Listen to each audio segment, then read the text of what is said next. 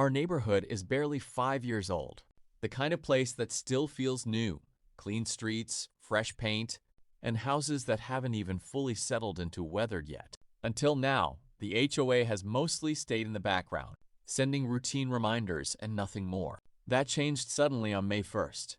An email went out claiming that during a recent community inspection, they had noticed widespread fading on garage doors across the neighborhood. It caught everyone off guard because no one had ever seen them do a full sweep before. The timing felt odd, but what really raised eyebrows was the attachment. A flyer for a preferred painting contractor offering discounted rates, $260 for one garage door and $400 for two. At first, most of us assumed it was just a suggestion. Then the violation notices arrived. Almost every home on the street got flagged. The issue? Garage doors that supposedly need repainting due to fading. The compliance deadline? Barely 3 weeks. What makes it even more frustrating is that many of these homes, including mine, are still relatively new. My garage door was repainted less than 4 years ago under a builder warranty. The paint is intact, no peeling, no damage, just the normal effect of sun exposure over time. If that counts as non-compliant, then logically the entire exterior should be next. The real frustration isn't just the rule, it's the sudden enforcement. The blanket violations and the fact that the only solution being presented points directly to a single recommended contractor. Now homeowners are scrambling to respond. A formal hearing request is already in motion for some of us, and neighbors who've never really coordinated before are suddenly comparing notices and timelines. For the first time, there's a shared pushback forming instead of isolated complaints. Whatever happens next, one thing is clear. This didn't feel like a routine inspection. It felt like a switch flipped overnight, and everyone noticed. And once that switch flipped, the details started to matter more than the initial shock. People began digging into their HOA guidelines, rereading bylaws that most of us had never thought twice about. That's when things got even more confusing, because nowhere in the recent rules updates did there seem to be any clear definition of what faded actually meant for garage doors, especially on homes this new. Some neighbors started sharing photos in group chats, comparing doors side by side. What one homeowner was told was severely faded looked almost identical to another house that hadn't received a notice at all. That inconsistency only made the situation feel more questionable. Then came the timing issue. A 3-week compliance window for a repainting requirement across nearly an entire street didn't feel realistic to most people, especially when scheduling contractors in peak season already takes weeks on its own.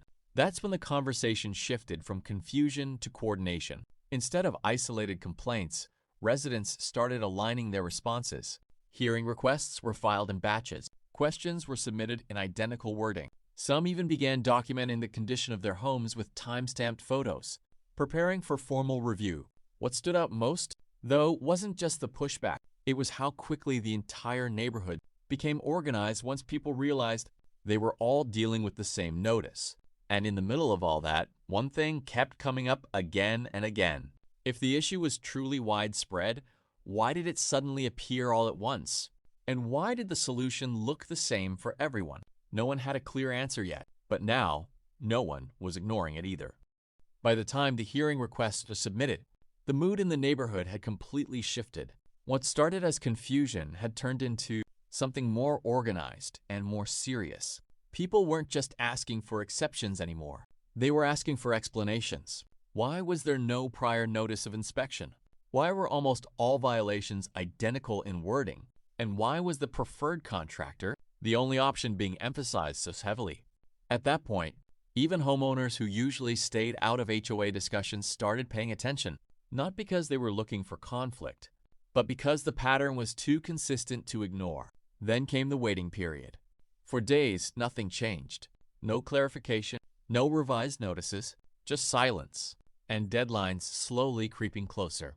Some homeowners started getting quotes from independent painters, and that's when things got even more interesting, because many of those quotes came in significantly lower than the preferred rate listed in the flyer. That detail alone made the situation feel even more questionable to a lot of people. Finally, word came that multiple hearings had been scheduled. Neighbors who barely knew each other before were now coordinating who would speak, what evidence would be presented, and how to challenge the notices collectively rather than individually. And in that process, something unexpected happened. The HOA suddenly extended the compliance deadline. No big announcement, no explanation, just an update in the portal pushing everything further out. For some, that felt like a small win. For others, it raised even more questions than before. Because if the issue was urgent enough to fine an entire street, why was it flexible enough to delay once people pushed back? A few days after the deadline extension, things didn't exactly settle down, but they did get quieter. The HOA didn't back off the violations, but they also didn't escalate fines the way people initially feared. Instead, the focus shifted to paperwork, hearings, and back-and-forth submissions. It turned into a slow procedural standoff rather than a fast enforcement wave. At the hearing itself, homeowners came prepared. Photos were shown of garage doors that looked nearly identical, some flagged, some not. Questions were raised about the inspection process, how the fading was determined, and why a single contractor was consistently positioned as the easiest solution. The HOA board didn't give dramatic answers. Mostly, it came down to vague references to community, standards, and visual consistency, along with claims that the contractor listing was only a recommendation, not a requirement. But that didn't really resolve the core issue for most residents. After the hearings wrapped, the outcome was mixed. A few violations were quietly dismissed. Others were given extended timelines. Some homeowners still had to repaint, but with more flexibility in choosing contractors than before. No one called it a full victory. And no one called it a full win for the HOA either. What did change, though, was awareness. People who had never read their HOA documents before started keeping copies. Neighborhood chats stayed active instead of going silent again. And there was a new understanding that even small rules, when enforced suddenly and broadly, can shift the entire tone of a community. A few weeks passed after the hearings, and life in the neighborhood slowly slipped back into its usual rhythm. The urgency faded. The emails became less frequent. The violation notices stopped arriving in bulk. But something had changed in the background dynamic. The HOA quietly updated parts of its communication language. The wording around inspection findings became more specific. References to preferred vendors were softened, shifting toward suggested service providers instead. No one made a big announcement about it. It just appeared in updated notices and portal documents. Meanwhile, homeowners started handling things differently too. Instead of waiting for blanket emails, people began checking guidelines proactively. Small repairs that used to be ignored were now documented. Conversations that once happened only when issues arose were now happening in advance, just to avoid surprises.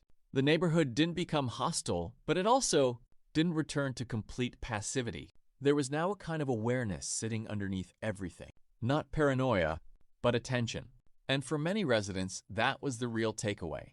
Because the garage door situation, whether it was intentional policy enforcement or just poorly handled, communication had already done its job in one unexpected way.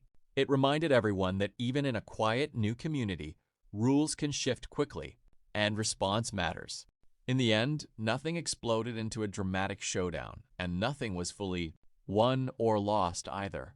The HOA didn't admit any wrongdoing, and the homeowners didn't get a full reversal of the notices. What actually happened was quieter and more typical of these situations. Some violations were reduced or adjusted after hearings. A few deadlines were extended again, and homeowners were given more flexibility in how they could bring garage doors into compliance, including using contractors outside the original flyer list. The painting requirement itself didn't disappear, but it stopped feeling like a sudden blanket emergency. It became more individualized, case by case.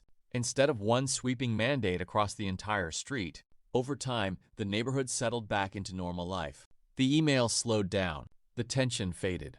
People went back to their routines, work, family, daily life without constant HOA talk dominating group chats. But something subtle stayed behind. People became more aware, more cautious, more engaged with the rules that had always been there but rarely enforced so visibly. And the HOA, in turn, became a bit more careful in how it communicated and rolled out decisions, knowing the neighborhood was paying closer attention now.